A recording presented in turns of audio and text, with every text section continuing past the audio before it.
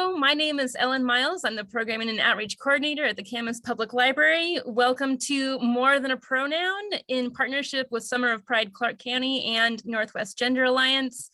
I'm excited that you guys are able to join us this evening. We have a wonderful panel set up with a lot of really interesting people tonight. And I'm going to step back out of the spotlight and I'm going to pass the baton over to our moderator, Kim Takanishi. Kim, take it away.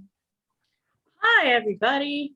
All right, so welcome to the More Than a Pronoun panel workshop. My name is Kim Takanishi. I'll be acting as moderator this evening. I am the lead organizer with Summer of Pride Clark County. Of course, as Ellen said, this is hosted by Camas Public Library. And in partnership with us and the Northwest Gender Alliance. This is the first in what we're hoping will be a limited series on gender and sexuality.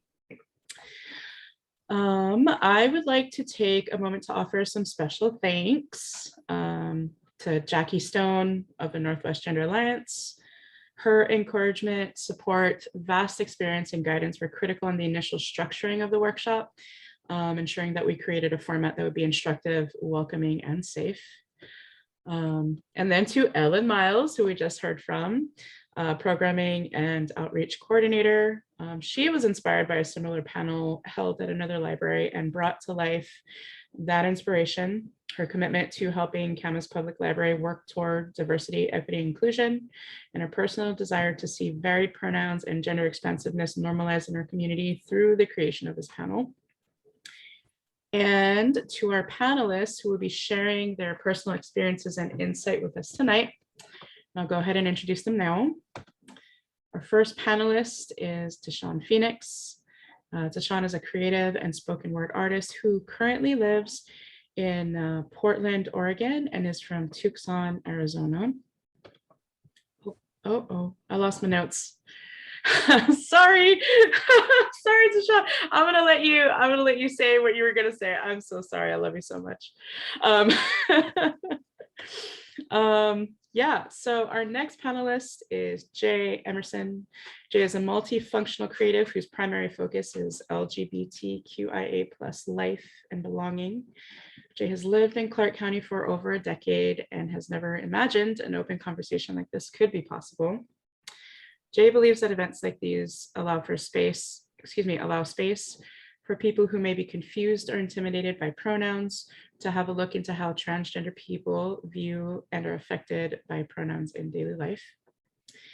And our final panelist is Laird Young. Laird is retired and devotes pro bono time to organizations and causes he believes will help create community connection.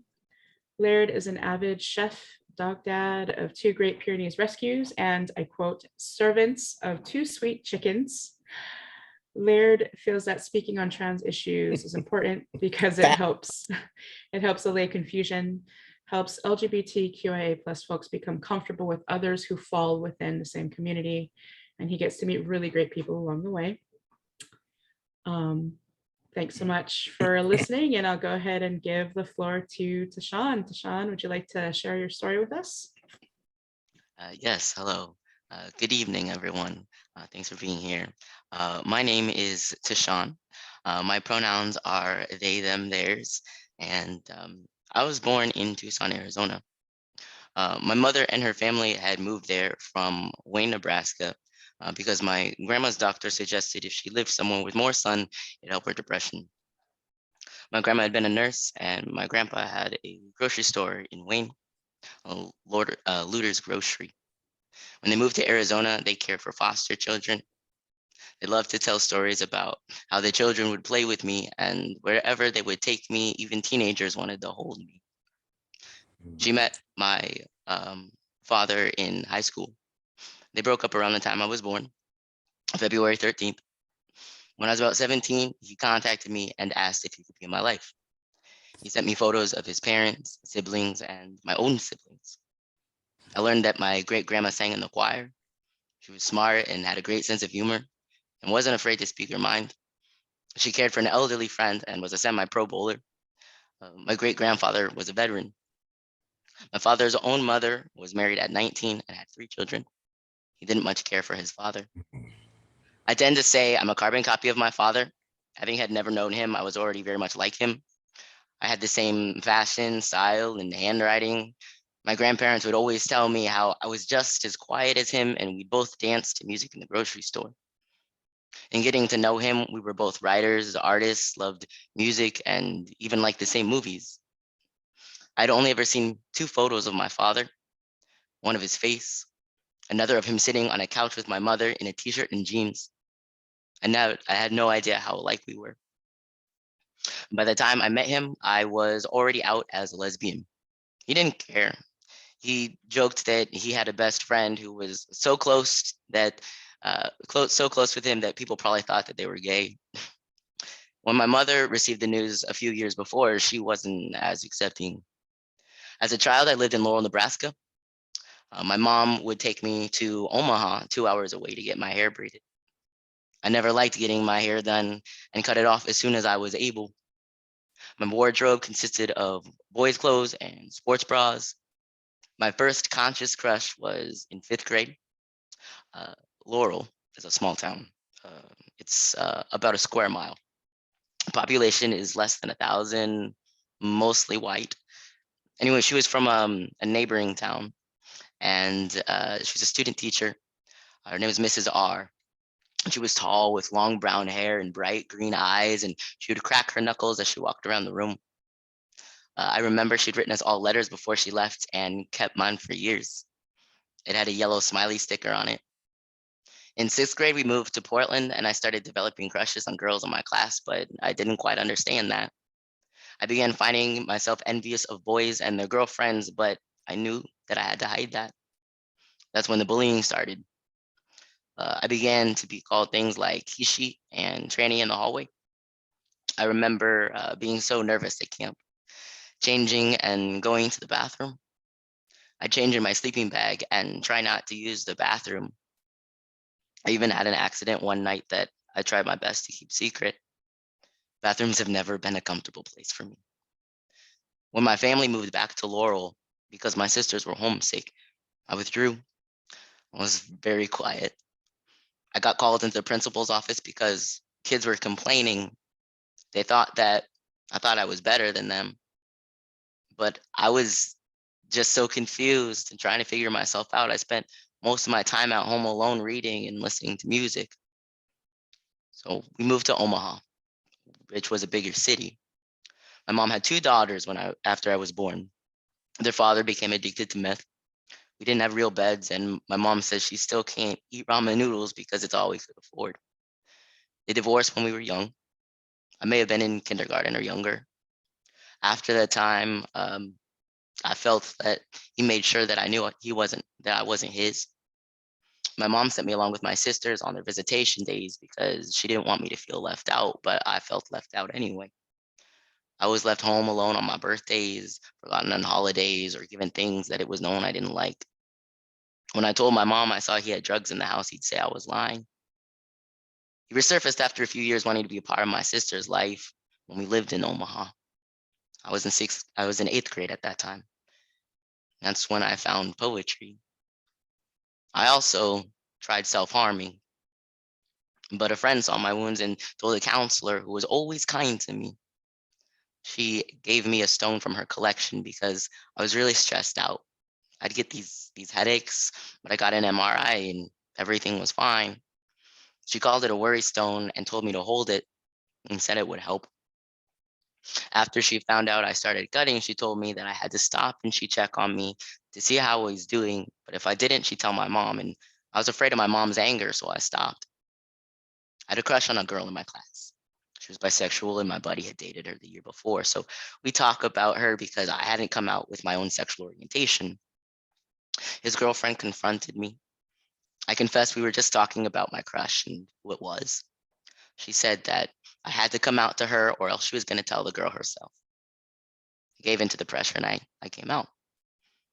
I made a friend freshman year who shared the same birthday as me. They also came from a religious family and a single mom. One day they made us They got us matching pride necklaces from a local queer bookstore, a sign of our friendship. And I forgot to take mine off after school one day. When my mom saw it, she asked what it was. I hid it and said it was just a necklace a friend gave me and that I had homework. Rushing upstairs, and shortly after, she came banging on my door and yelling, saying she knew what the necklace meant, that I needed to spend less time with my gay friends and more time with God, but also that I couldn't go to church anymore. I'll be honest and say that even though as a child, my family would always go to church every Sunday and Wednesday, and we were enrolled in Bible school, I didn't have any verses memorized at that time, so I just quoted Shakespeare and she left. I continued then to go to GSA and participate in support groups and go to Pride Palm and kept writing. I never took a lunch in high school. It was a social situation that I dreaded. I took extra classes or would be a teacher's aide. Even then, I'd be called things like tranny in the halls. When I told my mom about the bullying, she spoke to the principal, who told her there was nothing they could do about the kids yelling insults because our school was just too large and there were hundreds of kids. I found relief in creative writing. It's where I learned about slam poetry. I competed and was given opportunities to perform as well. I came out to my grandparents during a poetry slam. They loved the performance and the response I received, but didn't mention the me being attracted to girls part. It was my mom who first told me they were praying the gay away. When I was a senior, I began attending a local church in Omaha. I began studying the Bible and had thoughts of becoming a youth pastor. I wanted to become the leader that I wish I had, to help kids like me. At the end of a particular sermon, they asked if anyone in the congregation had a gift that could be served, they could be used to serve God, and that they should come forward. So I shared that I did poetry. I was a poet, and I was given the opportunity to practice on stage and perform with the band, and it was incredible. One day after practice, I shared with the leader that I was feeling frustrated because the sponsor of my GSA was pressuring me to be the president. I told him that I'd wanted to make an impact and prepared all these resources and had all of these ideas, but my peers just wanted to party, and I didn't want to plan a party. Later, I received an email from him asking if I was queer. I assumed people knew, but confirmed I was. I was then told it was a mistake to have me in leadership and I could no longer participate. I was devastated. I'd been attending a local Christian college and dropped out. I stopped writing, stopped performing. I began drinking, partying, and ended up being sexually assaulted by someone that I thought was a friend. I didn't feel like I could be myself and I didn't know who I was. I felt like I couldn't stop living, even though sometimes I wanted to. I feared death. My mom told me that I needed to go to school, work more, or I could go live with family in Kentucky that were pastors. I enrolled in a couple community college courses and worked more hours. Eventually got a second seasonal job. It became full time and moved out. I was 19 or 20. I wanted to become a manager and proactively worked with supervisors to get feedback and even completed interview worksheets as practice. Applied twice, didn't get the job, so I quit. I moved, worked other jobs, focused on work. I didn't care about professional growth, but it happened because I've never been wanting to say no to an opportunity. Around 2018, I decided it was time to finally start addressing my mental health. I was really depressed and my anxiety was horrible. I realized my depression was affecting my memory and that I had lost a lot of time. My dreams were terrifying, and if I went too far from my house, I started feeling sick. I went back to therapy and tried medication again. The medication made things worse. I felt manic. Dealing with this at work was especially difficult because I wanted to be what people thought was normal, but I was told I was too quiet and I made people uncomfortable and I needed to be more positive. And I didn't like hearing that and I felt horrible, so I worked really hard to suppress what I was feeling and come out of my shell. Since pushing myself out of my comfort zone, I learned how to kickbox. I played professional football and I advanced in my career. And I finally said what I recognized that I always felt out loud. I finally came out as non binary trans masculine, which is how I identify, meaning simply that I'm not a male, I'm not a female. I just identify mostly with masculine energy and characteristics. I didn't always know those words though. I had to learn. I treated my gender exploration like song lyrics. When you know generally what the song says, so you type the words that you remember into Google, hoping it tells you the correct song title and artist. I navigated through terms, read and watched videos about the experiences of other people. And through my journey, I received support and guidance from friends and people I met who are part of the trans community. Folks also started coming out to me as I started sharing my experiences. I'm out in every area of my life. I've been very open about my transition professionally, sharing my pronouns, my story, resources, and am open to having conversations. I believe that we can learn from one another's experiences. It's also a great way to connect. I've experienced it firsthand leading D&I efforts at work. I'm a creative working in tech for a data company. I'm here today sharing my experience, which is unique to me. None of our stories are the same. No way of expression is the same. Through each of our individual stories, we're able to give others the opportunity to see that we are more alike than different. And we certainly are more than a label, more than a gender, more than a pronoun. I tend to say that due to COVID-19, I transitioned in the safety of my own home because thinking of the changes to my voice and body and how I was already perceived in public made me nervous. I began taking hormones May 14th of 2020. I made sure I met all the necessary criteria, spoke to the nurse, got the approval, went to the recommended pharmacy. It was hidden and unmarked for safety. I had mixed feelings about that. They showed me how to take my first injection and offered to help if needed. The folks at the pharmacy were the nicest I'd ever met. I take weekly testosterone shots subcutaneously, meaning I take shots in my stomach. Today is actually my shot day. On July 30th, I had a double mastectomy, aka top surgery. And I'm fortunate that I received financial assistance from my insurance company and take short-term disability, so there's not a hard monetary impact, but not everyone's that lucky. For me, I was fortunate in that it was a fairly smooth process. Because of COVID, I had to go inside and wait for the doctor alone and woke up alone. And well, I felt like no time had passed. And when I woke up, my chest was flat. It was surreal. The drains were the worst part of the healing process. The pain I felt nearly drove me to pass out. They adjusted my meds to help me get through that part. The pain, the itching, the inability to move. It was difficult, but it really forced me to go in and reflect. I really met myself for the first time. After the 6-week recovery period, I moved from Nebraska to Oregon, where I've begun writing and performing again and sharing my story. I actually met Kim at an open mic. When I told my grandparents, though, that I was going to start this process and begin hormone therapy and have top surgery, the response was different this time. They just told me that they loved me and that Jesus loved me and they just wanted me to be happy.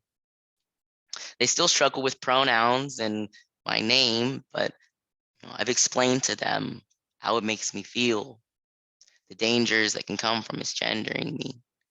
And I even made my grandpa watch this Netflix documentary called Disclosure by Laverne Cox, which is phenomenal if you haven't seen it. I shared my story with him to help him understand why it's so important that he get to know me as I am and address me properly. My mom said she was supportive, but her words and actions don't always line up, not just in regards to my gender identity, it's a lot deeper than that. So I'll just say we haven't been in contact for a while because my peace and well-being is more important than a harmful relationship with my mother, though I wish her well. My siblings have always been in my corner, and I'm so grateful for that. In thinking of how being misgendered makes me feel, truly, it depends on the circumstance. To be truthful, I'm most often addressed as male, he, him, which I understand because of my build. I'm slim, I don't have breasts anymore, and I have a deeper voice. It's my intention to come from a place of understanding rather than upset. Once upon a time, I didn't know myself. I had to learn too. My mind and perspective has expanded over time as I myself has learned. And so I'll give others grace. Not indefinitely, though. I will remove myself from the company of those who don't want to learn or won't hold themselves accountable. And in public, I may go stealth, which means just not acknowledging my trans identity, not just out of safety or comfort, but just because I don't want to have to explain myself or do any additional labor surrounding gender identity, language, personal expression, that sort of thing. Ideally, folks just correct themselves and move on. It doesn't have to be a big deal if someone misgenders me. My feelings aren't hurt. I know who I am. And what someone calls me doesn't change that. That being said, it's just a snippet of my story and some of my thoughts. Thank you for listening.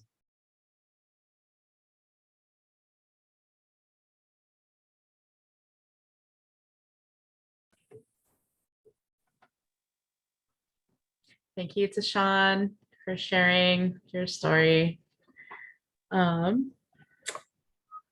Why don't we go with Jay? It is your turn. Please share your wonderful story with us.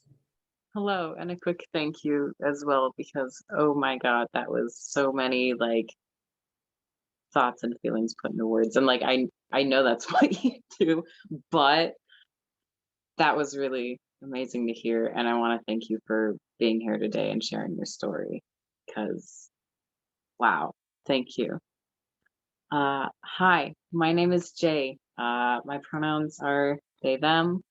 I identify as transgender. I used to identify as non-binary, but I felt that with the way that I move through the world, it felt a little bit too restrictive for me. And for me, where I'm at and where I've been, I'm still figuring myself out. I'm 19. I'm very young. So I often just call myself transgender. Um, my gender journey can be traced back a long time, but most definitively to when I was 12. Um, I realized that I had dysphoria in a few different ways, most likely due to puberty starting. And unfortunately, I have this like visceral moment of realizing, oh my God, I have dysphoria. And then after that point, I completely blocked it out.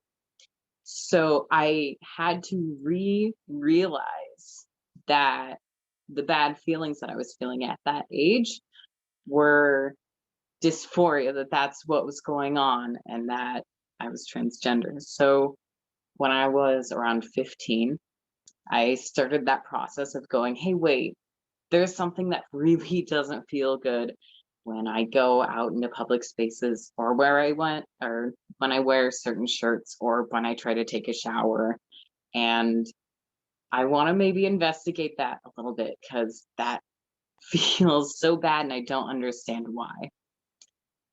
So I went through this process of diving down into gender, what I thought gender was, what it actually is, realizing what dysphoria is, and all of the ways that it affected me growing up, looking back and going, oh my God, I recognize now why I felt happy when someone referred to me as not female, and why I felt so awful when the child who had referred to me that way was quickly corrected by their mother.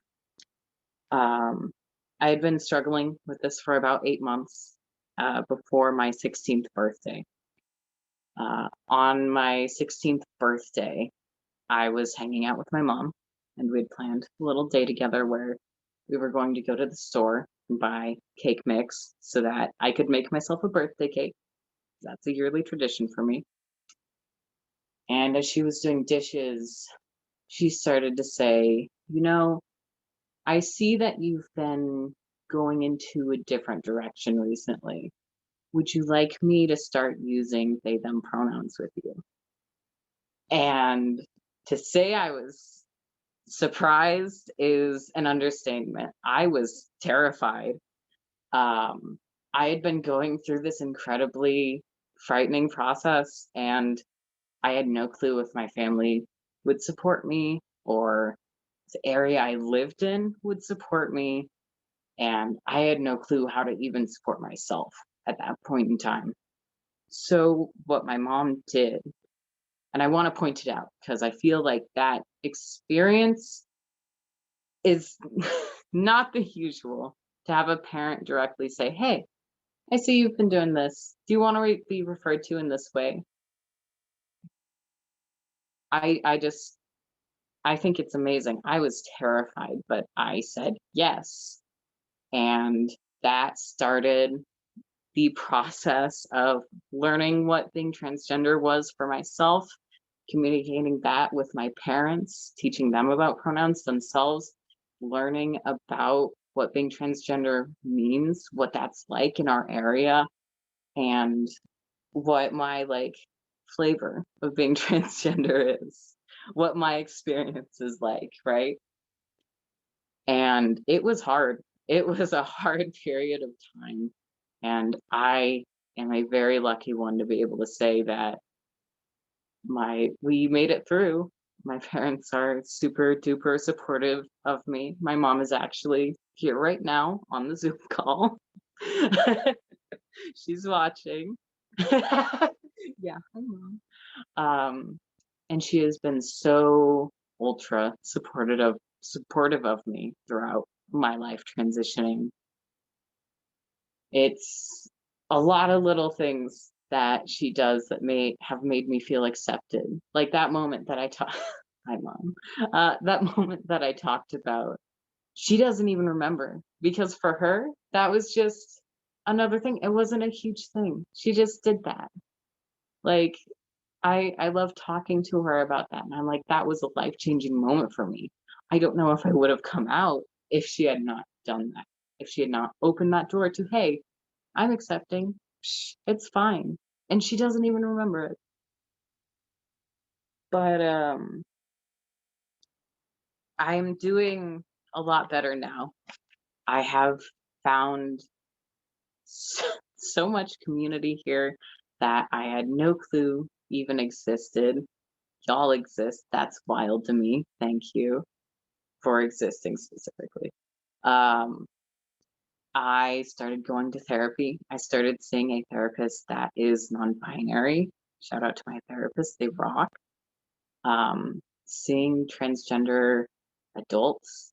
And I remember early on when I was like still questioning and not knowing if I was transgender, looking up an article of older transgender people like 50 up and crying when I was reading it because I was so amazed and like I felt so reassured, like, oh, okay, I can survive this. Okay, it's gonna be okay.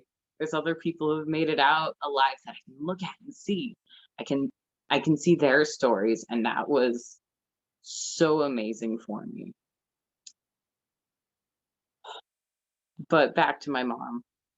She has helped me with everything, getting into medical appointments, helping me, boosting me up to make a phone call to my medical provider, explaining to me how insurance works, taking me to my first testosterone appointment, and making me a bear, a crochet trans-colored bear called testosterone that I got on the day of my first T-shot.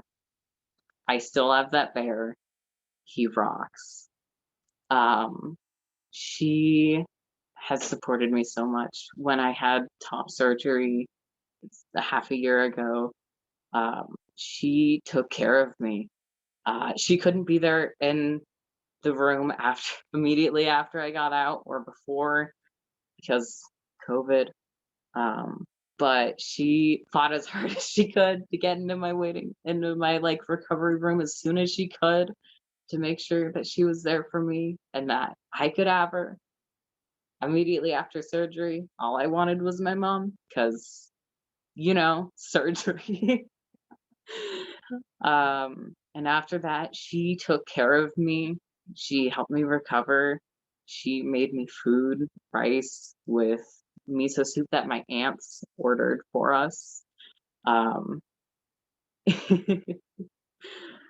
she just supported me and has supported me in every way possible. And I feel like it would be so disingenuous for me to talk about any part of me being trans without mentioning her, because she has been such a huge support for me and pretty much is the reason that I'm here, and keeps every day pushing me to, I don't want to say live in my truth, because I feel like that's been said a lot, but be my genuine, rad, awesome self and keep going. And so I'm here. Here I am. On I exist, I'm right here. On pronouns, they were super duper important to me when I first came out. That was part of the struggle, was for me with my family. After I told them, hey, I'm trans, I'm gonna use these pronouns, like, yeah, no, this is happening. um because it was hard for them to adjust to that. They had never seen they them pronouns used like that for people really regularly. um and it was a struggle, and at that point in time it was like, for people, for anyone who referred to me, I felt like this sting of dysphoria, and I want to explain that a little bit, because dysphoria feels weird. It's this like hot physical like pain feeling whenever it happens for me, and it happens in my chest a lot of the time. But when people would refer to me with calling me she, etc., using my incorrect pronouns, it was just like, it brought me down so much. It affected me so much initially. Now I'm very secure in who I am. I'm very secure in my identity. I've learned so much. Oh my God. And I've learned so much from the people around me and how they celebrate their identities every day and what they do. I have some really rad, awesome friends, and they use a variety of pronouns, and listening to them talk about what it's like to be trans, what that means to them, like, that drives me sincerely. Now, when I'm referred to with the incorrect pronouns, it's more like, it's an interesting thing in my day, right? I'll be referred to like 3 different ways as I go about my day, and I'm like, that's funny that they interpreted me that way. Okay. Because usually I'm around strangers who don't know me. If it was people who knew me, then it'd be like, ouch. But let's see here. I think as far as my story goes, I'm still here living it. I'm super young, and I know that my life is going to change a ton, and my gender identity is probably going to make some shifts with it. And that, I also want to say, is totally normal as well. I feel like that happens often. As you grow as a person, you find out so much more about yourself and the other people around you in the world that you're in. And it only makes sense that your gender identity would change and reform and become something newer and better, or continue to be stronger, right? And so I want to give some credit to that too. So yeah, I think that's my story, and I think I'm done for now.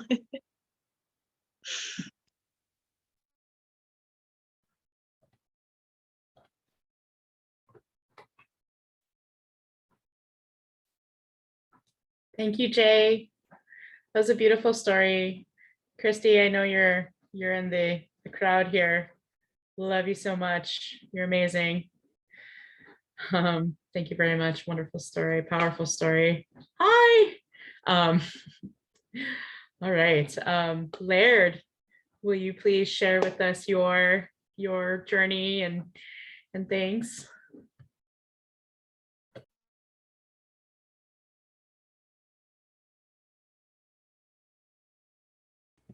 Oh, I can do it because I got muted, so I didn't think I could unmute me. Hi, everybody. I'm Laird Young, and I am the old man of the group.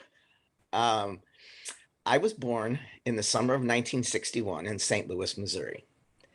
When I was 4 years old, I told my parents I was supposed to be a boy. And that was 1965. And for some reason, my parents didn't try to crush that out of me. I said, cut off my hair, never make me wear a dress again. Well, fun fact, in St. Louis public schools, girls had to wear dresses to school until I was through third grade. So that was rough. You could wear tights or shorts under a dress if it was below 25 degrees. And that was the rules. So, because I didn't face a lot of opposition at home, and that's kind of, my parents divorced when I was 6. And my dad moved to Texas a few years later. So I had a peripheral relationship with him, but he was never a jerk about it either, which is amazing because he was raised by parents who were Southern Baptists, and I was raised a Catholic. And I stayed a Catholic until I was in my 30s and finally had enough of hypocrisy gives me a rash. So I finally had to become an apostate, if you will.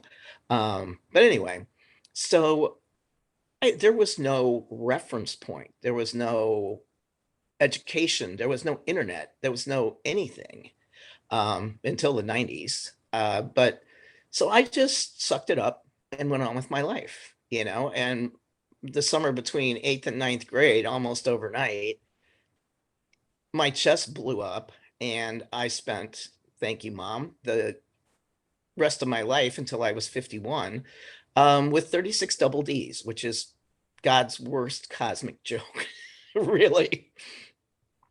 But, it is what it is. And I just rolled with it. And I got married between 20 and 25 to one of the nicest men in the world. But it was clear that, as I knew since I was in my teens, my primary sexual attraction was to women. And, from hearkening back to TaShawn's story, oh my God, it was a substitute, permanent substitute in third grade because my teacher had left to have a baby. And Sharon Finley was her name. And she then became my fourth grade teacher, and she looked like Sharon Tate. And I can remember every time she'd call on me, one time I used to be able to give your teacher a gift for whatever, Teacher's Day or whatever. And I gave her some perfume, and she called me over and she leaned down close to me, and I almost exploded in flames. She wanted me to smell the perfume on her. She liked it. But anyway, a long story short, I got married. I had the most amicable divorce in the history of divorces with my former husband, now of blessed memory. He passed a couple years ago. But, and I went on with my life. I had a full career in sales and a very lucrative career. But I finally got over traveled. I wanted to stay close at home. So I sold motorcycles for 10 years because that's been a lifelong thing of mine. I was a sales manager in a BMW motorcycle dealership, and the Rasmussen organization here in Portland offered me a job. And I was their client relations manager until the time they sold the dealership. And I thought, this is my off-ramp. I was 50 years old. I undertook a year of basically reflection. Do I want to transition at this age? Is it even worth it now? And a few of my longtime friends were like, are you kidding me? Yes. So I did it. I took 2 years off on my own nickel. I lived at the beach for 6 months. I started testosterone 10 years ago on this coming September 1st. I had chest surgery in Seattle with Dr. Mangabat 6 months later. And there was no insurance coverage. That was on my nickel. But I had a breast reduction about 4 years previously, thinking that might help, because that was the only thing I was ever really dysphoric about, was these huge breasts that I had. And I had no problem. That was covered by insurance. But honestly, with the deductibles and everything, it was cheaper for the $8,500 I spent to have chest surgery when it wasn't covered by anything. I paid almost that much for breast reduction. Fortunately for me and unfortunately for TaShawn, I had no problem. I was off pain meds in 2 days, both times. The drains are a drag. If you're one of the audience members and thinking that someday chest surgery is in your future, for me, the drains are a drag. I was not in much pain at all. The beer cozy you have to wear wrapped around your chest for like the first 10 days or 2 weeks. I don't even remember now. And that's true of reduction or bilateral mastectomy chest surgery. You know, you can't breathe right. Luckily, I had my chest surgery in March, so it wasn't too hot. I wasn't, dying of chest sweat or anything like that. But, once you get those drains out, you're positive your nipples aren't going to fall off. And I promise you, they will look like undercooked pepperoni on a pizza for at least a month. Don't freak. They're going to stay. Mine stayed. Yours will too. And then I decided at that point, I didn't want to go back to a retail situation. The car, Rasmussen was the anti-car business. That was the nicest company I've ever worked for. And I would have worked there till I retired, had the dealership not sold. But anyway, so there were things I had wanted to do. So I worked, I arranged my own grant money. I worked for 6 months or a year, I can't remember now, with Transactive Gender Center, Jen Burleton. And I worked for 2 years or a year and a half with the Pacific Northwest Hospice Foundation. And I'd always wanted to do nonprofit, and I'd always also wanted to be a bartender. So I attended bar at several different places, but and for private functions and stuff for a couple of years. And then, COVID happened. I was the principal bartender at Tad's Chicken and Dumplings, which unfortunately is closed because the owner passed away. One of the greatest places near Portland that anybody could ever eat. Beautiful setting on the Sandy River. I loved it because I like people, which is why I do pro bono public speaking. I've done several speaking events with Jackie Stone. I've done a number on my own, everything from the Astoria City Council chambers to the U.S. Department of Fish and Wildlife in the federal building down, in Lloyd area. And I just enjoy doing it. I am lucky that from the minute I had chest surgery, I have never been misgendered. It took a while. I could grow a full beard and I shaved it off so the KN95 mask would fit tighter because I had original COVID, and it was a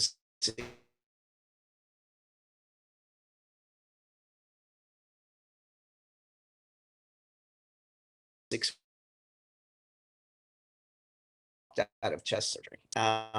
The friend that went with me,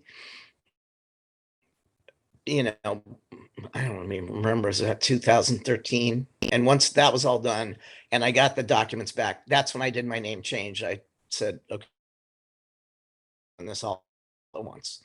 But we were in a McDonald's in Olympia, Washington, driving back down, and she still laughs about this. I was going to use the restroom after we ate, and I walked into that little back hallway, where the restrooms are, and she saw me look at the women's room and look at the men's room. And since that day, I have never been uncomfortable going in a men's room. It's true. Nobody looks at anybody in a men's room. I am tall. I'm like 5'9".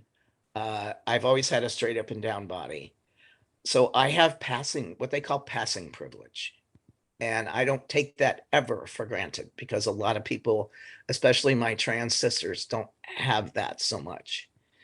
And I've been just really lucky. But I also spend a lot of time reaching out and privately talking with friends, especially younger friends who don't have that privilege and how to negotiate that. But, like TaShawn, if you are fairly masculinized, nobody's going to look at you twice. You walk into the men's room, you identify where the stall is, you go in and sit down, close the door, and, close the door, then sit down and take care of your business, do your P thing. And I came up with a story that I thought, which has never happened, if anybody ever calls me out, I'm going to say I got a Prince Albert piercing. You want me next to you at a urinal spraying all over your leg? I don't think so. So anyway, that's kind of my story. I semi-retired at 51 and did those other things, and I haven't worked more than 30 hours a week since I left Rasmussen BMW. But since COVID, I've basically been hanging out at home, living on the low, and taking good care of money, and staying out of public places and all that. But it is my absolute pleasure to be able to speak here and hold space for Jay and TaShawn. And by the way, Jay's mom, I love you. My mom was a rock star. She passed away in July of 2007, so before my transition. But I have no doubt that she would have fully supported me. She was an amazing human being. Right, my dad boogied off after wife number 3, and she raised a 6-year-old and a 3-year-old. Never remarried till the day she died at 80 and a half. She passed of advanced breast cancer, metastatic breast cancer. And she'll always be my rock star. I raced motorcycles when I was young and had a couple of, wrecking and racing go together. Tore myself up enough to put 2 orthopedic surgeons' kids through college. She was a rock. When I came out, she kind of flipped out, and in about 6 months, she came around, and she came around hard, and she could have been a PFLAG poster mom for the rest of her life. Before I moved here from St. Louis, I moved here in 1990, 3 weeks before my 29th birthday. My mom followed me out in my car. I drove the truck. She stayed up until the middle of the night, the day she was supposed to leave, making sure I was settled in my apartment. And that's kind of the story of Trudy. I mean, she was incredible. She was like a field general through breast cancer.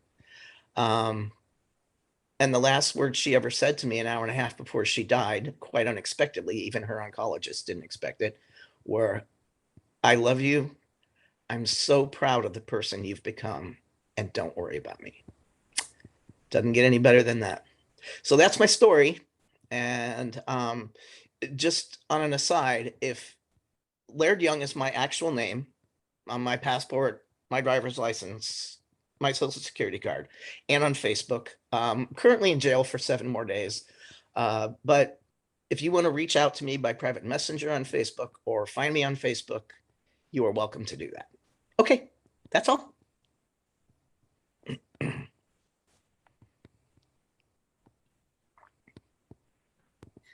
Thank you, Laird, for sharing your journey and experiences and your story. Thank you, all of you, TaShawn, Jay, Laird. Y'all are wonderful. So before I get into the next section, we're about 17 minutes ahead. So you panelists, I am wondering if any of you have any questions for each other about your stories. I know I didn't let you prep for this at all. So yeah. I feel like everybody did even a better job than I did and has been through a lot more. So if anybody's got any questions of me, bring it. Yeah. Jay, you look like you had a question. I do have a question. Since we have all been on testosterone, all of the panelists, what was your favorite part about getting onto testosterone? Like, what was the effect that you were like, oh, hell yeah, I'm so down with that? For me, it was, I started growing facial hair, and now I'm growing like sideburns. And as a kid, my bio dad was super duper swarthy, So I always had like dark arm hair, and I was super proud of that as a child. That should have been a sign. But when it started coming in thicker due to starting on testosterone, like it really made me feel super duper happy. So I'm curious to see, like, after starting on testosterone, what was something that you were like, yes, finally this. Well, my voice turned out. I never had a particularly feminine voice, but when I finally re-recorded my outgoing voicemail on my cell phone and listened to it, I was like, but honestly, you can read that it'll take you, pretty much after 2 years, everything's done. That's not true. It took me 5 years to grow like where I can grow a decent beard. I held onto my hair for about 5 years, and my lesbian friends were all like, "Oh my God, I hope you don't lose your hair. You have such great hair." And bye. Genetics are going to, well, we talked about this as a sidebar before we were live. Genetics are going to do what they're going to do.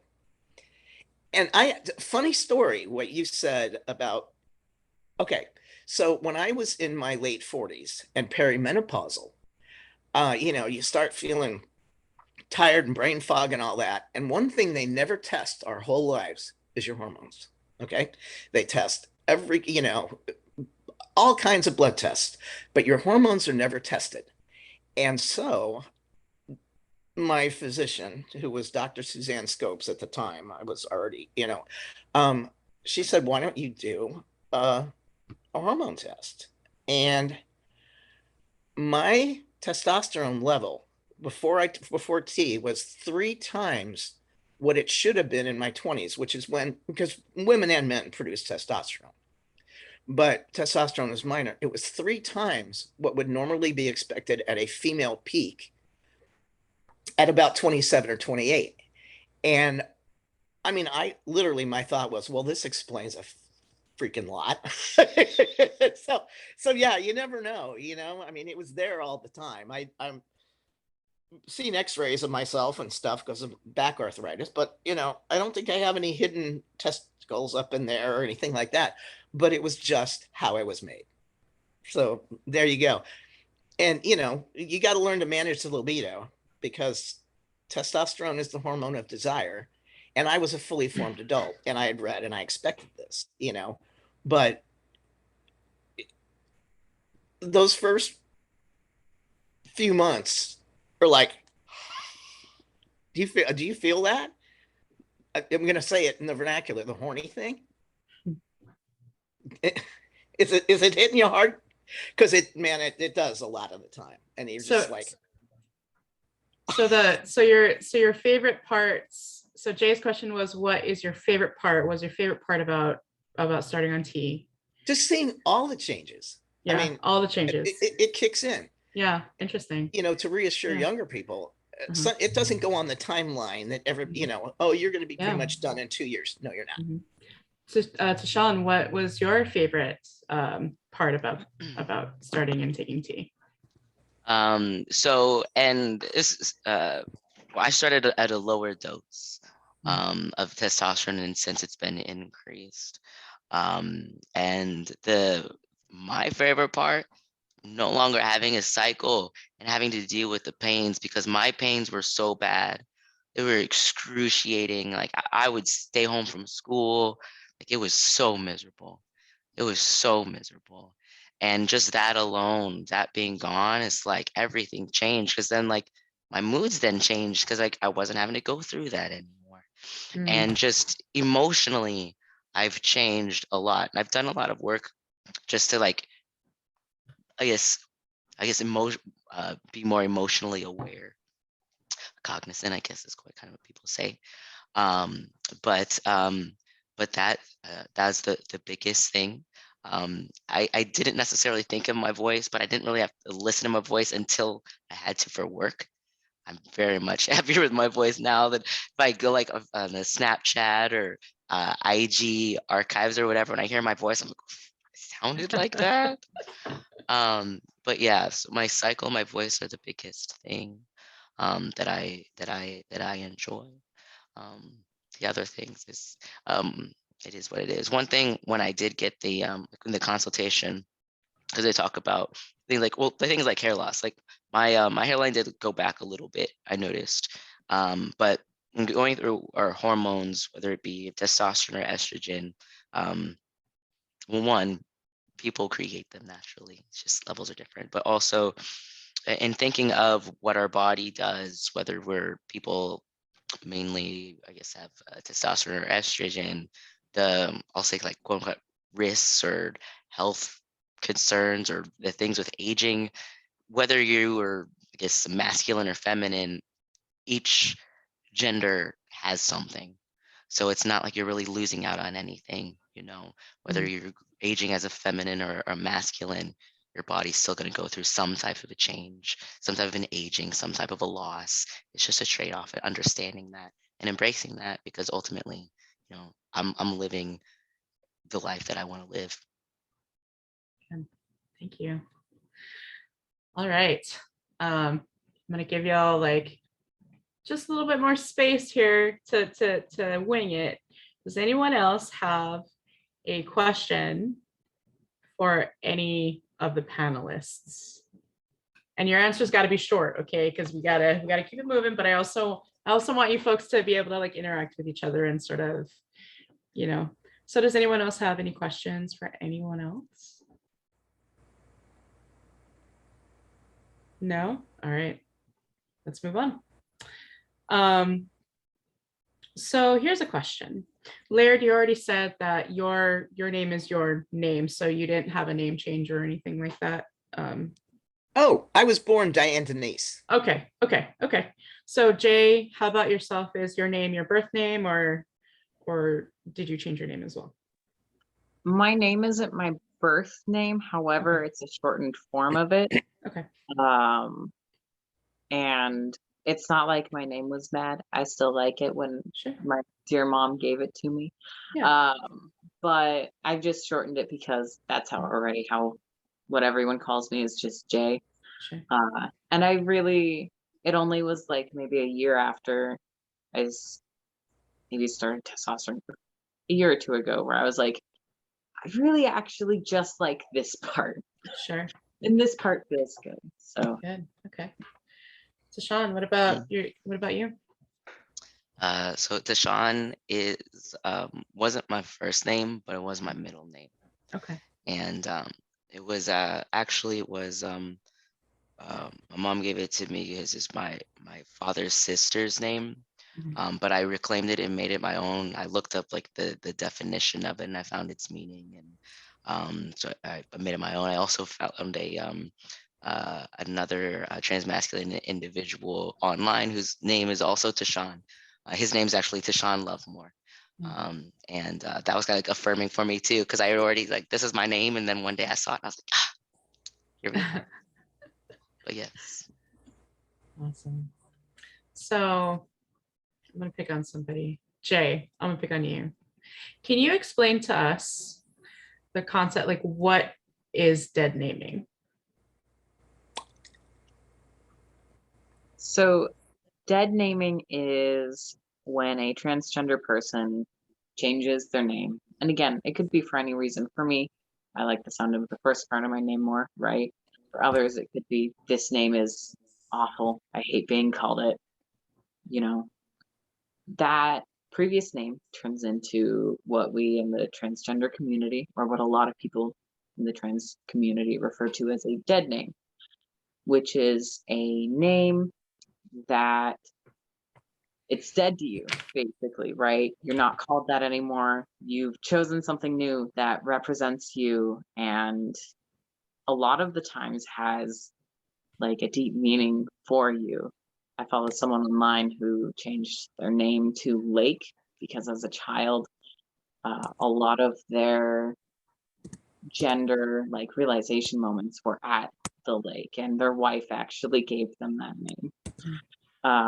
And so a dead name is basically a previous name that a trans person doesn't want to be called because it doesn't represent them anymore.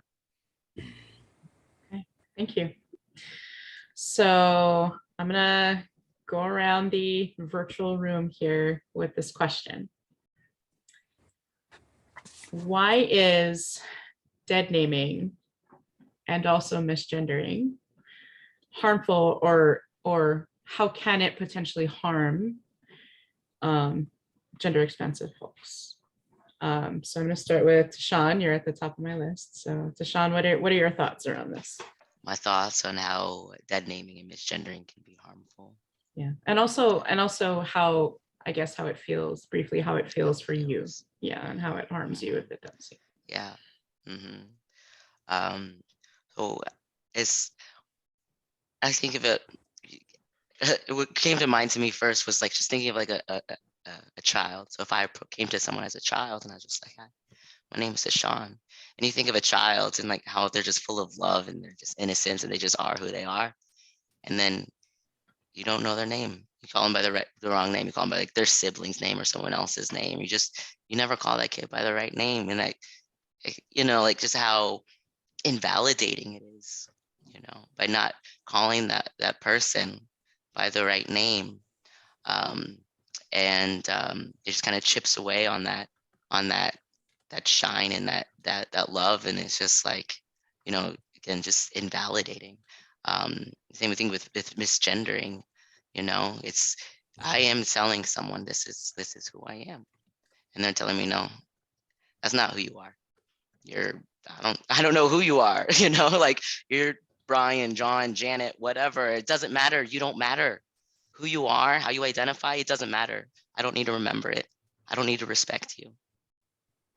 And in doing that and telling someone that they don't matter and that they don't need respect, then that's internalized. And then that shows up in other places, relationships, the workplace, everywhere. And it can be so detrimental. They could be abused. They could hurt themselves. You don't know what people are dealing with. And in my mind, that's why it's harmful. Thank you. Jay, how does it feel when you're dead named, misgendered? Oh, you did talk a little bit about misgendering and how that used to impact you versus now. So thank you for that. So if someone calls you by your full name, do you consider it dead naming? Does it feel that way for you? Is that how you experience it? Good question. Can't hear you. You're muted. A little bit. At this point, it's more so confusing. Like, who are you and why do you know my name? Like, okay, who is this person? Why are they? What is happening here? Like, this feels so formal. Am I being yelled at? Yeah. Yeah. As far as pronouns go, yeah, when I was earlier on, it was very much it felt bad. It feels really bad to be misgendered. And even now, there's still some times where maybe it's unavoidable, right? Like the double whammy is like going to get a blood draw to get my hormone levels checked. And then having them call out my full name and then having them refer to me. I had a really bad experience once where I'm afraid of needles. And so blood draws can be hard for me as well as shots. But I told the person who was doing my blood draw my fear. And during the blood draw, I was moving a different hand from the one she was drawing from because she had to draw from the back of my hand because my veins sucked. She said, "Calm down, girly." And I was like, okay. Jesus, I'm not a horse. Okay. Yeah. Yeah, like it, and that's the same one where they mispronounced my name like several times and trying to call me. I was like, I don't respond to this name usually, but now I'm extra confused why you're asking for Jolene. Right. So it feels bad. It feels bad to be referred to in that way, especially I will say in a medical setting or where you need your identity to be respected. Sure. For your own safety and comfort, and that means a lot too. Yeah, thank you. So Laird, same question for you. How I heard you say though that since your transition, you haven't really been misgendered. Is that accurate? Is that accurate?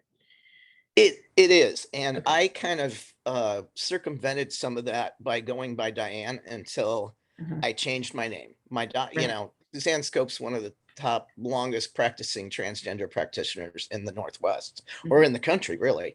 But you know, she's like, "Do you want me to call you?" And I'm like, "Nope, we're going to do this all at once." Mhm. So that's just me. But Sure. interestingly enough, in my family, my sister flipped her shit when I came out as a lesbian and didn't get over it really until our mom died. And then I threw her the trans ball 3 or 4 years later, and she basically doesn't speak to me. Mm. And her husband, Marty, who she's been married to for 36 years, I was in their wedding in this big frilly dress. He said, "Well, I'm probably always going to call you Diane." And I said, "You know, Nick, you really ought to jump on Kristen, my niece is my homegirl. You really ought to jump on your daughter's Facebook and take a look at me, because if we're ever in each other's presence again, like in a restaurant or Mhm. something, and somebody overhears you call me Diane, they're going to think you're senile, and I'm going to play along with it." That's how we're going to roll. But dead naming is not cool, because it's like, you know, you've got friends named Jim, Mike, or Sue. If they prefer to be called James, Michael, or Susan, I mean, you wouldn't do that, you know. Right. You would address them respectfully. You don't get any more license to be disrespectful with a trans person than you do with any other friend of yours. And guess what, my trans friends, your gender identity, your chosen name are not up for a vote. Mhm. They're not up for a vote. Right. And when you own that, you will own the room. And if people don't disrespect you, you walk away just like you do in any other area of life. And that's what I have to say about that. Thank you. Seriously, you got to sometimes draw a line. Thank you. So let's see. My next question is, so my next question here for all of you is, how, so what do you consider an ally? So how do you define ally, like a trans ally, like a gender expanse, you know, allies of gender expansive identities? How do you, as individuals, define an ally? How do you recognize someone as an ally? And how would you like people who would like to work to be an ally show up for you / for the trans community? TaShawn, please. I was thinking, all right. So an ally for me is someone who just makes me feel doesn't make me feel some kind of way. They they address me properly. They use my name, they use my pronouns. Um, they don't make things weird or uncomfortable or treat me anything less than or other, you know? Or if they do, it's not necessarily intentional. Um, they're they're aware that they have something to learn and are open to having that dialogue, and they have questions and want to learn, um it's even for me, I don't even think like not even necessarily helping. I think just being a friend, is like, yeah, they could take action and do things within the community, but I think on an individual basis is really where it needs to start. um, and that's, I mean, that helps people learn for one, and then then you spread, you build a community one person at a time, and then people can get involved in it. It's easier because then they don't have to worry about jumping into the deep end and they don't know anything and potentially harm people who are just new, because we're all at different points of our journeys, and some people aren't as they don't have that strong as a backbone, and if someone does misgender them or slip up, that can be really harmful. Whereas like with us, we're kind of more comfortable with ourselves. So really, it just comes treating someone as you would like yourself, your best friend, and then going from there, an open hearted and open mind. Awesome. Thank you. So I have a follow-up question. I'm not even gonna give you time to think about this, TaShawn. I've got a follow-up question. And I think you might have answered some of this, but like, so allies who would like to be advocates, right? Or yeah. So what are some pitfalls in general, and also as advocates, what are some pitfalls that you feel that allies should be aware of and work to avoid? And I can totally give you some time to think about this.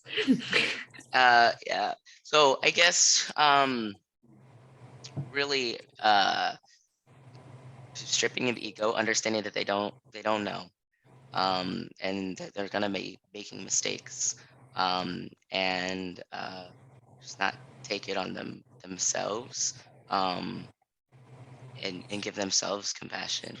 Also not take on more than they can chew. Sometimes it's kind of like, like beginning of the year, you sign up for the gym and you're gonna be like, I'm gonna lose like all this weight, I'm gonna make all these big changes, I'm gonna do all this stuff. That's not really realistic. So just make realistic goals. And don't put too much pressure on yourself. Having the intention, like that's a really good start, and then taking action, and just not getting swept away, and asking those questions, utilizing the resources. If you're volunteering, or there's a community, or if it's a work thing, maybe your company has an ERG or something, finding those resources, learning and building. Don't bite off more than you can chew. Just one step at a time, one step at a time. Thank you. So Jay, your turn. Hold on, let me check the time here. So so 45, 55. Okay, we've got to be quick between Jay and you, Laird. Okay, but really quickly, Jay, what is an ally to you? Like, what do you consider an ally to be? And what are some pitfalls for allies who would like to be, advocates, should be aware of and work to avoid? Wonderful. I mean, I don't think I can say it better, but allies to me, again, I'm going to repeat this, are people who listen and make you feel comfortable, right? Like sometimes I feel anxious or worried about entering certain spaces. And when I see someone who, I'll say I'm at work, right? And I find out that a coworker is gay because they openly talk about their fiance, and I'm instantly like relieved. Like I instantly feel that level of relief, right? I'd say that's what I view an ally to be, is again, a person where it's like, oh, thank God I don't have to be on like high alert around you. Like, okay, I can exist. Great. That's a great start. As far as things they can do, let's see, or pitfalls. I'd say the main one is listening and not talking over us or for us or for the like trans community in general, right? Because there is just so much to be gained from listening, right? Like this very panel, there's so many unique stories and experiences to hear. Whereas if you just talk without really knowing what you're saying or having lived the experience or even having been close to a trans person, then it's very disingenuous. And so listening, because I feel like that's so much fun for everyone, right? I've heard so many interesting stories already from this one panel, and listening and not talking over. Thank you. All right, Laird, your turn. What's an ally to you, and what pitfalls, how would you like to see allies show up, and what pitfalls should allies be aware of and work to avoid? Allies, the greatest thing someone can do in any area of life with people who are different or have different life experience than them is, as Jay said, to listen, not make assumptions. Something I patently lay out that I will never do as a transgender male or female to male is speak for the experience of transgender women. I don't know what it's like to walk in their shoes. I can see the things that they encounter, but listen to people, ask questions. I'm Mr. Ask Me Anything. And I will answer you truthfully. If you ask the question inelegantly, I will maybe suggest to you after I answer you how you might do that differently in the future so you don't offend someone, or questions you shouldn't ask, they all, what surgeries have you had and what's in your pants kind of thing. But I think one of the most important things that allies can do, and nobody else has mentioned this, is if someone is sharing with you about their own trans experience. I mean, I'm out. I don't care who knows, but don't out other people. If you are, even as trans people among trans people, unless you specifically know, like I've just told you, that person doesn't have a problem, please do not go running to your friends, to mutuals, and go, did you know so-and-so's thinking about transitioning? Or if you are, if that person has decided to be stealth for whatever reason and just walk through their life and not deal with any of the potential grief because their emotional makeup doesn't really handle that well, don't go running around spreading other people's news. If your friend had marital problems, that's not your business to spread either, right? If a friend is having a problem with their child, it's not your business to go spread it. And so that I would add to the wonderful comments that Jay and TaShawn have already brought forth. Thank you. Amazing. All right. Well,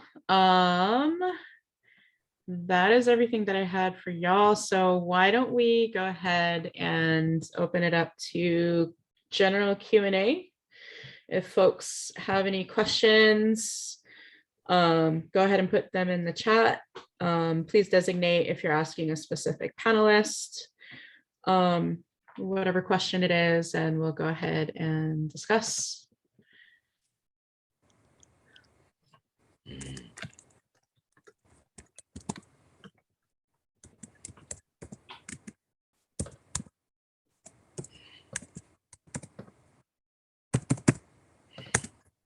Hey, Laird, since you brought it up, and I know contextually you kind of defined it, but can you just give a real quick, concise definition of what going stealth is and what outing someone means for those of us who may not know? Okay. Going stealth is when someone has transitioned. Generally, it includes being able to pass as their chosen gender. And just doesn't want to make that an issue in their life. They don't want to be trans famous. They don't want to be trans out. They just want to have their partner or their kids, whatever they have, and live their life without making it about being, and this is true of being gay too, gay or trans or whatever. People are entitled to their right to privacy if they choose to have privacy, and don't want to share that information. And what was the other part of your question, Kim? What going stealth is and what outing someone means. Outing someone is sharing their business.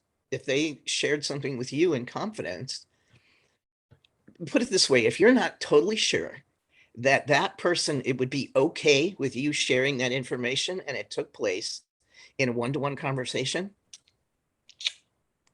mum's the word, especially if it's something deeply personal. And that applies to all areas of life. If someone's struggling with their mental health or struggling with depression or thinking they maybe need to quit drinking or whatever, you don't go yard that a hole around the block with all, Sally, Dick, and Jane. Yeah. That's your friend confiding in you. So can we talk about a little bit, and I'd like to sort of, I don't know if we could go around or if somebody would like to just give a nod if they've got something to say, but can we talk not just about, outing someone as a violation of privacy, but also the danger of outing someone? How can that be dangerous to a person, especially, people of trans identity? You can get them beaten or killed. Right. Did you hear that? You can get them beaten or killed. Mm-hmm. You know, trans people, especially trans women and sometimes smaller trans men, have a hard enough time walking around out of clubs at night, going out with their friends, especially in current times, without having somebody jump out of a dark doorway and beating the crap out of them. And that's very, very important to remember. Thank you. TaShawn, there's a question for you from Carmen. You mentioned going stealth. How do you go stealth when you are non-binary and be affirmed? Yes, thank you. And I see Carrie asked a question too, so I'll respond to Sure. both. So with going stealth isn't about being affirmed. If you think about going stealth, you think of a spy, you know, and in the darkness of night, you're hidden, you're safe, you're stealth, you know. So it's not about being affirmed, it's about being hidden and safe, people assuming your gender and assuming a binary gender and conforming to that to avoid conflict or danger. So if I do go stealth, so someone says sir, he, him, whatever, I'm just like, yep, sure, whatever, you know, Right. complete that interaction and then go on my merry way. It's not about being affirmed, it's just being self, so I'm not causing any waves. And with Carrie had asked a question as well about parent support, having a substitute parental type support. So with no good parental support, it's not that for my mom, it's not as though she was not completely supportive. She is a good person, just in terms of when it comes to gender and sexual orientation, she just doesn't get it, and she's not really well at receiving feedback or constructive criticism, and so it's just something I make peace with. But yes, I do have a substitute. I've made friends with trans elders and developed that connection. And then it's kind of funny. I told Garland that one day that I almost called her mom because I think of her that way. She's probably about the same age as my mom, and we do conversations together. We lead conversations. We participate in a conscious gender equality club, and we invite people to listen to our stories. And she hosts lives on her Instagram as well, talking about her story. But I have multiple, not just her. She's one I speak with primarily. But a great thing about the queer community is that we are a community. We're able to choose our families. We have multiple parents, multiple mothers and fathers, and just elders and leaders, and we help one another. So yes, those are my answers. Thank you for asking. Wonderful, thank you. So hang on a second. So Ellen is reminding me about the polls. So we've got 2 polls for you folks to participate in. Ellen, do you want to, I don't see the ability on my screen to go ahead and launch that. Thank you. Yeah, so if you folks want to do the poll real quick, and then I'm going to continue with the questions. So the next question we have from Andra. Andra, I hope I said that correctly. When you changed your names, how did you introduce the new name? So Jay, I'm going to start with you, and then we'll go Laird and TaShawn, because TaShawn, I've been picking on you a lot today, so I'll give you a break. So Jay, when you decided, I guess, to shift your name to Jay and not your full name, like, how did you introduce that and get people used to that? It was a pretty easy shift just because everyone already called me that. But for my mom, I know that I was basically like, hey, I don't think I like that back half of my name. Would it be okay if we cut that out? And she's like, sure, yeah, hell yeah, let's do it. Mm-hmm. And for me, I know that my middle name is also something I don't love. And I actually talked to her about, like, in the future, I might want to get a name change just to, like, snip down my first name and change my middle name to something I like more. And she was like, hell yeah, need help coming up with names, right? Like, Yeah. so for me, changing my name or what I would like to be called has been super easy, especially among friends, with my therapist, with all the people who are really important, like medical care people and my parents and my friends. It's been very easy for me. Good, thank you. Laird, when you changed your name, how did you introduce your new name? You know, I've been on Facebook for like 13, almost 14 years. So a lot of the people I associate with in daily life are friends on Facebook. So that was one way. I just was like, here's what it is, put a picture of myself when I was headed down to the courthouse to get it done. And, that kind of smoothed the way. But other people, like since my mom died in 2007, there are cousins of mine and stuff in St. Louis who aren't on Facebook, and I haven't talked to them. They were fine that I was a lesbian, but how do you, I would probably just say, hey, don't pay attention to the voice. This is Diane, except now I'm a dude and my name is Laird. I mean, how do you break that ice? You just do it.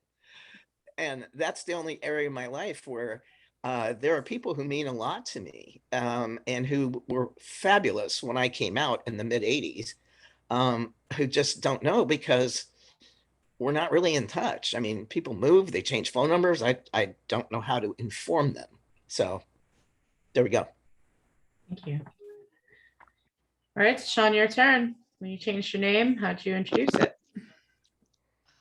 So, well, one, I moved from Nebraska to Oregon, so everyone here knows me as TaShawn. And then, as far as friends and family went, I just kind of sent out this message, just explaining like I'm going through this, like, and this is my name now. These are my name, pronouns. Here's your resources. And then at work, I sent out, well, I had sent out a company email to everyone, and this includes people all across the U.S., include people in Ukraine, people who don't even know what pronouns are. They don't deal with they don't deal with that. That's not a thing there. Costa Rica, other things. So everyone got an email in their inbox from TaShawn reintroducing themselves to them. I explained, what that means and what's going on, because in my position, I would have to speak with people because I do presentations and things like that, and people would see me. And then also, it was like, I didn't know that I was going to be in Oregon at the time. So if I was going to go back in the office, I would very much be different. And I wanted people to be aware of that. So I just sent out an email to everyone, letting them know and inviting them to ask me questions, because I also led our D&I at the time. I work for a new company now, but I did there. So just inviting people if they have questions, or whatever that they could ask, and I would be open to that. So yeah, and I just also just changed everything too. I changed all my handles and my IMs and my messengers. So even if someone didn't check their inbox, they would see my face with my name, with TaShawn. And so then it would start that, and people actually proactively would reach out to me. Hey, I saw you changed your name. We need to get it updated here. I already submitted a ticket. If you see it anywhere else, just let me know. So by being honest, open, and sharing that with people and making those individual connections, then people were willing to help out. So, yeah. Awesome. Thank you. Thank you all. So Brandy says, what do you recommend saying to someone who makes anti-gay / anti-trans comments? Laird, you first. You're muted. You're muted.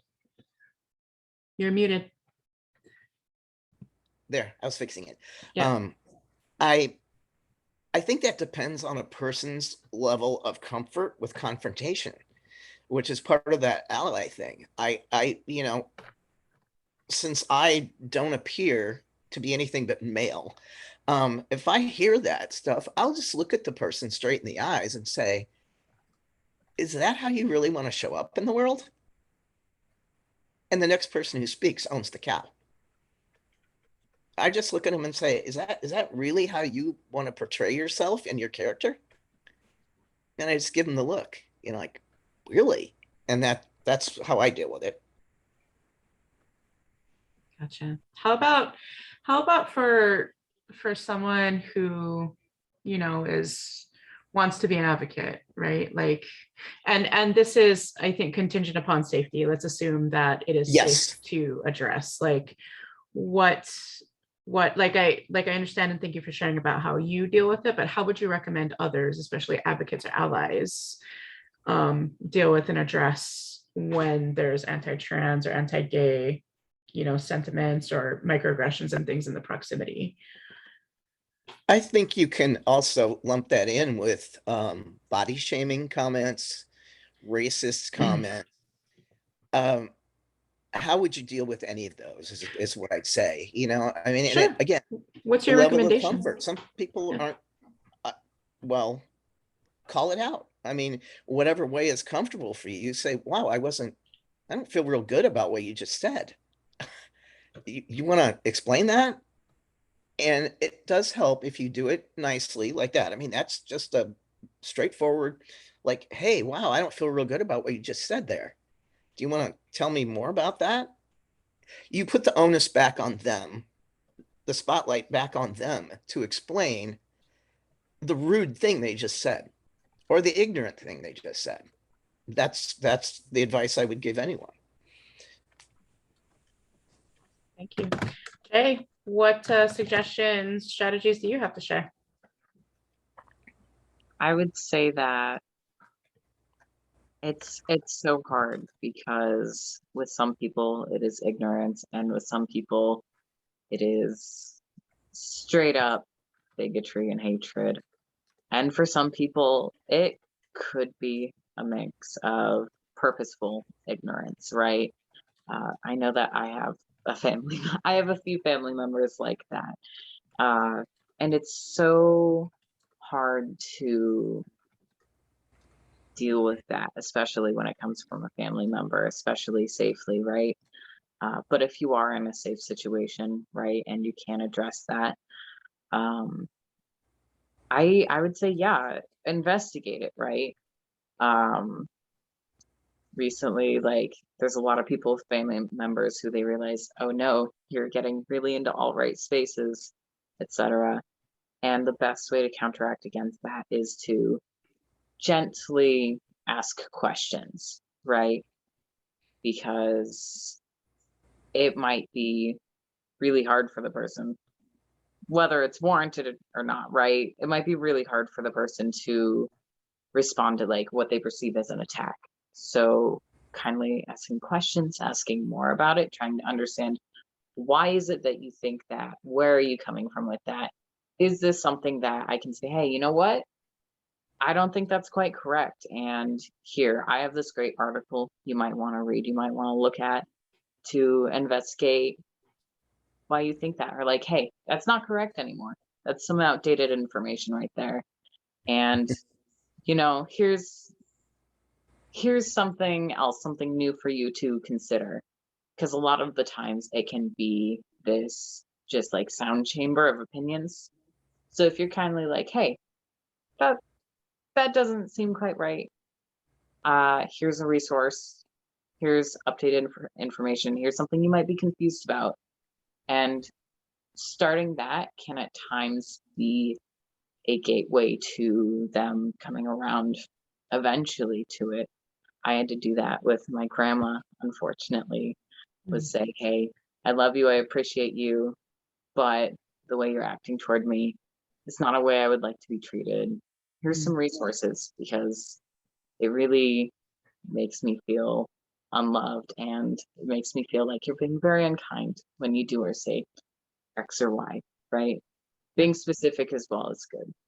Thank you. TaShawn, any thoughts? Let's have thoughts. So in thinking of what to say when someone makes anti-gay, anti-trans comments. So first thought that came to mind is, well, a couple things came to mind. One, is just, I guess, where that's happening. Being intentional where we go, the people we interact with. I mean, yes, there are people who are going to say and do those things around, but we don't need to put ourselves in those situations necessarily. We always have the choice as to where we go and people we interact with. So if there are people who are harmful to us or others, we don't necessarily have to interact with them. So that's first. But second, if we are, for whatever reason, in those spaces or having those conversations, asking why it is important and turning it off, turning it on them. Why do you think that's funny? Why are you saying that? What do you think that? Yeah. Where's that coming from? My grandpa, um, uh, he said something along the lines of, "Oh, like I'm cool with trans people, but they don't belong in sports. What do you think about that?" And I was like, "That doesn't make any sense, Grandpa." And I was like, like there are different levels, like hormones. Like I didn't mention it earlier. I started on a lower dose and slowly increased, but it's something that's measured. We don't get this huge vial of testosterone and it's like, all right, have fun. No, like there's tests and measurements and blood work. It's a science. And even in sports, I mean, cis, which is if you're born a male, you identify as male, you're cisgender, female, same thing. Is cis athletes take hormones in sports. They're not supposed to, and what do? They test them. And if they're higher than the normal level, then they can't play. They so there's things in place for cis people, not just trans people, but it's pointed towards that. So it's education. People just don't know. They see it on Fox News. Oh, they can't be in sports because they're on hormones. It's like actually they have to do all of these things first before they can get on hormones, before they can transition. And it's like pulling teeth. And some people, they wait 20 years, 30 years, or never get a transition in their life because they can't afford it. They don't have the family support. They don't have the financial support. All these reasons that they can't do it, or just they're not confident enough. They're so scared. And they can't live themselves. They're like who they are. Is people are just so truly ignorant. So it is just asking like, why do you think that's funny? There's like a TikTok that I saw where someone's making a joke about uh, trans slender. There's I think is circling right now. It's like that they're overweight but they identify as slim or something like that. And things like that is just it's just ignorance. People want to laugh at these things, but they just don't really understand. And so you just have to ask those questions and have those conversations, and it can be difficult. But honestly, if you're the one asking the question, well, at least in my experience, when I'm asking people these questions, I feel like I'm making them more uncomfortable than they're making me uncomfortable because I know. I mean, I'm the trans masculine person. I know the science. I've had to do all these things, and these people they just sit and they watch a commercial or a TV show, and they, you know, that's my answer. Sorry, gotta move. Awesome, thank you.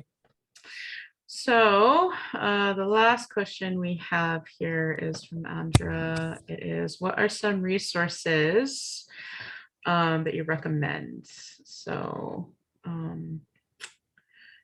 yeah, so Andra, can I clarify, are you looking for resources specific to trans and non-binary folks, or educational oriented resources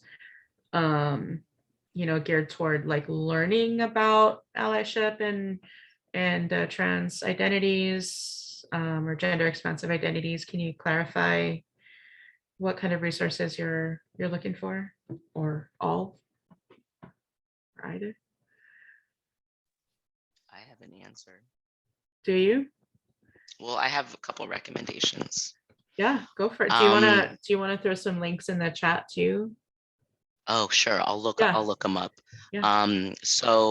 There is a book called Trans Bodies, Trans Selves, a Resource Guide, and like the second edition was just released. That is a great resource and text. There is also a queer comedy series on YouTube called These Dems, which is fun way to, I guess, learn how to use gender inclusive language. It kind of pokes fun at the uncomfortable things, and it's created by queer, trans, BIPOC people as well. And then also, if you are on social media, there are a couple of folks that you may want to follow. I know I'd mentioned Disclosure by Laverne Cox as a documentary on Netflix, but then also there are a few influencers that you may want to follow, one of which who always posts educational content on their Instagram is Alok Menon. And I'll put this stuff in the chat as well. But they speak to their own story, and they read books. They post book reports and on their Instagram, synopsis, words on their Instagram on different books. The last one I think was on how women fought for the right to wear pants. And so it's not just about transgender focus, it's gender as a whole, just breaking through like the bullshit that we were taught, for lack of a better word, and just giving people that education. And then folks like Laverne Cox, Angelica Ross, some folks that I would follow. So that's what's top of mind for me. So what's useful. HRC, Human Rights Campaign, GLSEN, PFLAG, and then a Trevor Project as well. Yeah, those would come to mind for me. I'll look up links and I'll put them in the chat. So I just sort of had a sidebar with Ellen, and Ellen let me know that we will be able to, after this is over, that she'll be able to email the participants. So yeah, so why don't we also after this, why don't we sort of, put together our ideas for things, and maybe we can get Ellen a list that that she can disperse to everyone who came, so that everyone has all that as well. Thank you, TaShawn, that was amazing. Lair, do you have any specific like top 3, top 5 that you'd like to add? You're on mute, sir.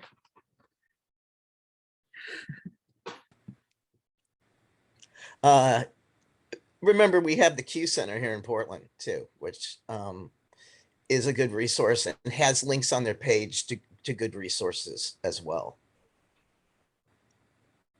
Awesome, thank you. Jay, what you got? I have a few things. One, I have a Locke's book right here, and I would recommend it. It is very good. It's honestly, it's good for anyone. If you want to learn more about, the book is called Beyond the Gender Binary. If you want to learn more about it, it is basically this essay about gender pronouns. And one of my favorite parts is arguments like against transgender people, which is so dumb, but kind of going into commonly said things about trans people. Let's see here, and going into like what categories they might fall under, like dismissal, etc. And it's just a really, oh no, my audio is really weird. Is it better now? It's a little really soft and kind of weirdly robotic, but like maybe if you could like talk a little bit louder, I think that might compensate for the at least the softness. Okay, I'll try my best. I would recommend the book. It is very great, especially for allies to understand, like, okay, this is gender, that's what that is. I have another book. This one is smaller, but I think it's cool, so I want to show it off, and I bought it locally. It's called Transgalactic Bike. I heard about, oh my God, I heard about that. Don't they carry that at Dandelion? Isn't that where that lives? And I bought 2 of their copies at Dandelion. Yeah. I loved it so much. Yes, Dandelion Tea House. That's where you get that.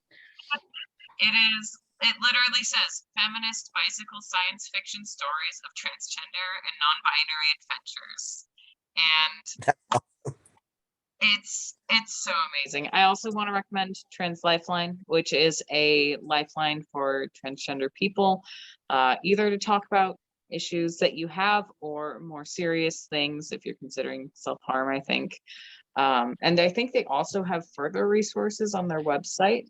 Yeah, they've got a ton. And yeah, and then I would like to add, just concerning Trans Lifeline, if anybody's considering wanting to financially contribute to like a trans advocacy, or like Trans Lifeline is really good. They're not local, but they're the only trans like hotline in the nation, and they are run and staffed by trans folks, by the trans community. They do micro grants for things like name change, and yeah, helping people pay for name changes. Like they do quite a lot. And so yes, 100%. Sorry to hijack your little spiel there, but I get really excited about Trans Lifeline. Yeah. So yeah, they're wonderful. Heck yeah. Yeah. All the love. I have 2 businesses I want to call out that I love. One, Wild Heart Society. That's where I go to for therapy. They are queer focused and oriented, especially queer youth. I love them. I love my therapist, Karen. Seriously, shout out to Karen. They're the coolest ever. And also Transfigure Print Co. is where I got this great shirt that you might have seen before. They are trans owned by one person, which is wild because they ship out thousands of shirts, and they're really great. And I love this shirt, and it's amazing. And if you want to financially support a trans person who is financially supporting trans people, I think they donate some of the money that they earn. This is a great way to not only show your support and also literally support multiple trans people at once. So yeah. Awesome. Yay, yay.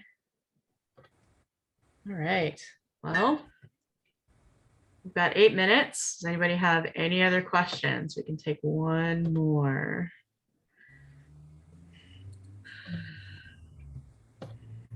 No. All right. Well, panelists. I have a question. Oh, hang on one sec, TaShawn. Let me grab this question. So so Brandy, yeah, so yes, so Ellen and I are working on having additional sort of like a limited series of panels through the Camas Public Library to do a series on various topics on like gender expansiveness, on sexuality and things like that. So yes, definitely please stay tuned for that. TaShawn, what was your question? Oh, my question was just going to be, what sparks joy for you? Good question. Well, Laird, what sparks joy for you? I'm frozen. Can you hear me okay? Can hear you. What Yeah. I'm seeing is frozen, the video. I don't know why. Anyway, what sparks joy for me? Yeah. Continuing to meet people, cooking, feeding friends, which I give away half of what I cook or more. Just living my happy kind of old man life now. That's awesome. Jay, what sparks joy for you? Honestly, I agree with all of the above. My mom calls me a grandpa. But I would say especially talking with friends about their gender. I think I said this before, but I love hearing people especially get excited about something, right? I love cooking food for my friends and my family whenever someone is sad. That's like my go-to. Like, okay, I know their favorite snack is Oreos, so I need to go to the store and buy them a pack of Oreos, and then we can talk it over Oreos, right? When my mom is sad, I always make her mac and cheese from scratch because I'm really good at it and it's the ultimate comfort meal. What sparks joy in me? Again, I'm gonna agree. I'm gonna agree here. Gardening, cooking, sharing food, sharing those things, sharing massive zucchinis, like all of those things. I think that community in general, sharing things, sharing happiness, sharing joy is what brings me joy. Wonderful. TaShawn, I'm going to reflect that question back to you. What brings you joy? Love it. I too, Grandpa, I have friends who have called me. What does they say? They sound like I'm an old man sitting on a porch drinking tea. But yeah, definitely community. Poetry is something that I really enjoy, and connecting people through that. I write about my experiences through my poetry, which is a kind of I guess a catalyst for that. So then it can easily initiate the conversation without having to say, hey, let's have this conversation. And it's just encouraging other people to do what makes them happy, whether that be sharing poetry, if they enjoy cooking, they want to go running, and sharing just my I guess just encouraging others to do what they love makes me happy, and supporting others makes me happy. Others people happiness brings me happiness, but also I like spending a lot of time outside. I enjoy long walks. I take my dog on walks. So I enjoy that a lot. We go to the waterfront. So Awesome. that's my answer. Amazing. All right. Thank you very much, everyone. So Carrie, I see your question about Camas Public Library events. Ellen, I see your link about the event calendar. We are all wrapped up here. Ellen, do you want to just take the last couple of minutes to talk a little bit about, events, what kind of events happen at Camas Public Library and things like that? Absolutely. Well, before I do that, I just want to say thank you so much to TaShawn and Laird and Jay and Kim. You guys are all amazing. I don't think I was the only one who had, some emotion come out when I was hearing your stories. So really, thank you so much for being so open and sharing all of that wonderful stuff. And I will send a follow-up email to our attendees with some resources. Jay, your 2 book recommendations, I'm going to put in a request for those 2 books, see if we can get them into the library. And yeah, please do keep an eye out. If we do launch our limited series, it's probably going to launch in the fall because our summer reading program is right around the corner and it's always a busy time.